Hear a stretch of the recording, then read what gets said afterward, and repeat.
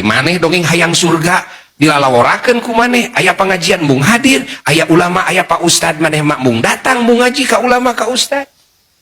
Ini eta maneh hayang sahuap sakopeun ge maneh belaan ngaramet, belaan capek, belaan macul, belaan dagang, ngadodorong roda jeung sabangsana. Nah teu mikir ka dinya maneh. Kanikmatan dunia mah moal larek ditinggalkeun mesin ditumpuk-tumpuk ge, tapi kanikmatan akhirat mah bakal abadi. Nah ai keur nu abadi maneh mah hare-hare jeung lalawora, ai eukeur anu dek ditinggalkeun ku maneh mah serius, cius segala rupa teh. Tanu kitu teh maneh teh belegug bodoh. Lu kitu teh. Bodohna ge bodoh kuadrat sia eta teh. Nah tak jelema di hirup di dunya mung ngaji ka ulama bodoh naon? Kuadrat begitu teh. Jelema di alam dunia mung ibadah, mung salat, mung puasa, mung zakat, mung haji, mung hadir dina majelis ilmu, mung maca Quran, mung maca shalawat, mung dikir, nu kitu bodoh naon? Kuadrat. Perasaan moal paeh. Naon sageuding digerek paeh.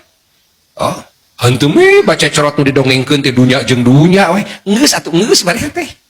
Menggeus jempe sia tina dunya mah geus, penting mah hasil we dunya mah geus segitulah tong diomong-omong wae. Omong-omong mah keagungan pangeran, keagungan rasul, omong-omong mah ilmu. Tah letah maneh pake wiridan Quran, pake wiridan sholawat, pake wiridan tasbih, tahmid, takbir gitu.